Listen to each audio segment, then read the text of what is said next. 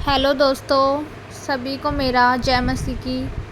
आप सभी बहुत अच्छे होंगे आशा करती हूँ। दोस्तों, आज मैं आपके लिए बाइबल से एक ख़ास टॉपिक लेकर आई हूँ कि प्रार्थना कैसे करें।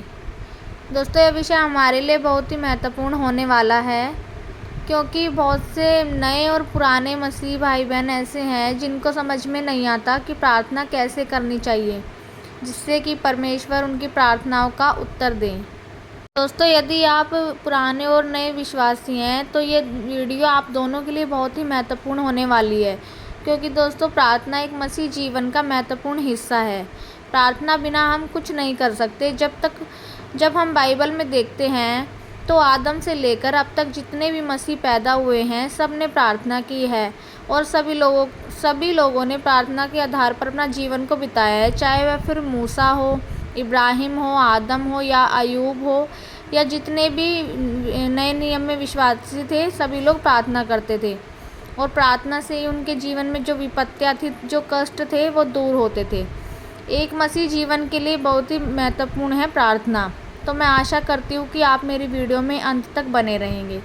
तो चलिए दोस्तों, शुरू करते हैं। दोस्तों, ऐसे बहुत से मसीह भाई बहन हैं जिनको प्रार्थना करना नहीं आता। जो नए नए मसीह में आए हैं वह सोचते हैं कि मुझे प्रार्थना कैसे करनी चाहिए जिससे कि मेरी प्रार्थनाओं का उत्तर मुझे मिल सके।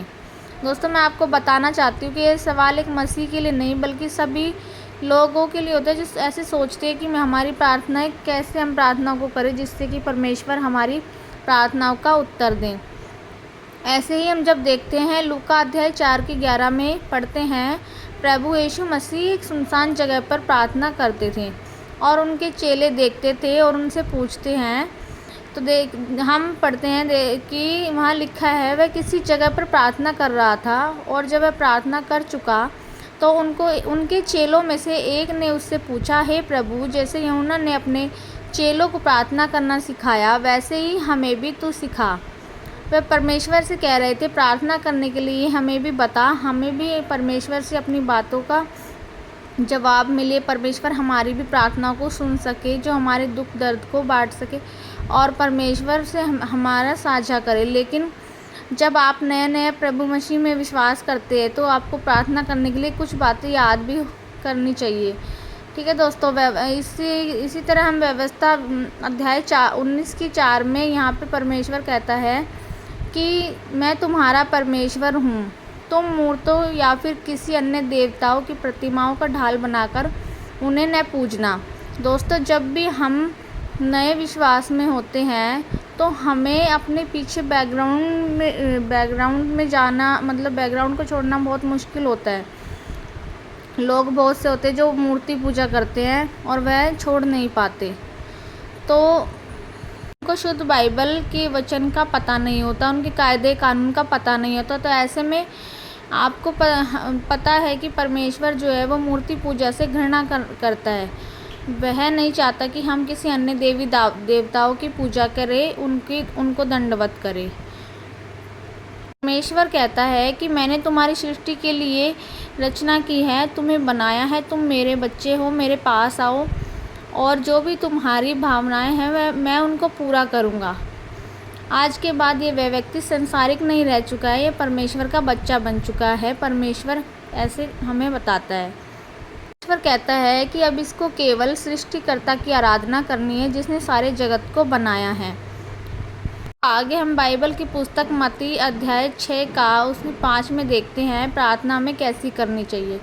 लिखा है कि जब तू प्रार्थना करे तो कपटियों के समान न हो, क्योंकि लोगों को दिखाने के लिए आराधनालयों में सड़कों के मोड़ों पर खड़े होकर प्रार्थना करना अच्छा लगता है लोगों को, परंतु मैं तुमसे सच कहता हूँ कि वे अपना प्रतिफल पा चुके हैं। परंतु जब तू प्रार्थना करे तो अपनी कोठरी में जा, द्वार बंद कर अपने पिता से जो गुप्त में है प्रार्थना कर, तब तेरा पिता जो गुप्त में देखता है वह तुझे प्रतिफल देगा। आगे दोस्तों हम अगले वचन में देखते हैं, लिखा है, प्रार्थना करते समय अन्य जातियों के समान बकबक ना करो, क्योंकि वे समझते हैं कि उनके बहुत बोलने से उनकी सुनी जाएगी।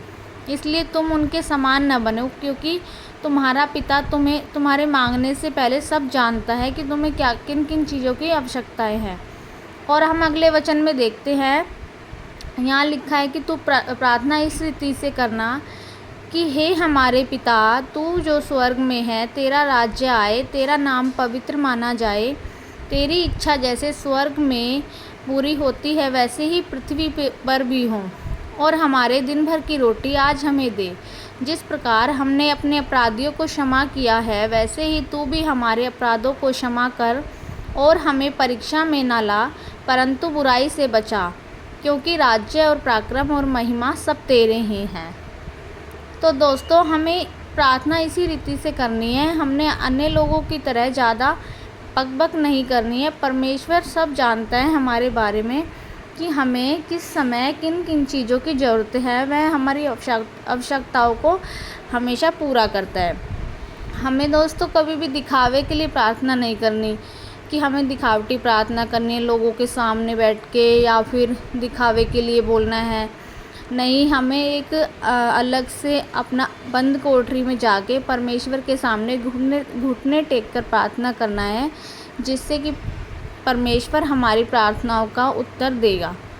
और हमें ज़्यादा लोगों को दिखाना नहीं है कि हम प्रार्थना कर रहे हैं या फिर अन्य लोगों की तरह दिखावा करना है। नहीं, हमें साधारण सिंपल प्रार्थना करनी है। हमें ये देखना है कि हम परमेश्वर से बातचीत कर रहे हैं, ना कि हम लोगों को दिखाने के लिए प्रार्थना कर रहे हैं।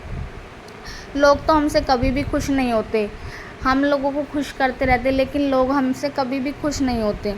इसीलिए हमें परमेश्वर को खुश करना है, हमें परमेश्वर से बातचीत करनी है, हमें अपनी ज़रूरतों को परमेश्वर के सामने शेयर करना है, ना कि लोगों के सामने।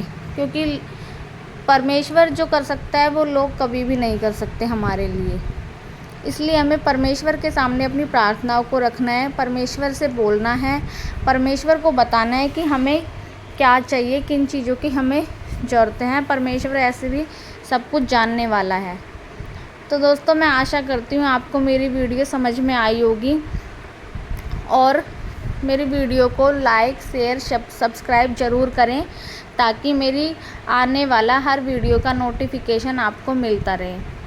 मिलती हूँ मैं आपको अगले वीडियो में। तब तक के लिए सभी को मेरा जय मसीह की।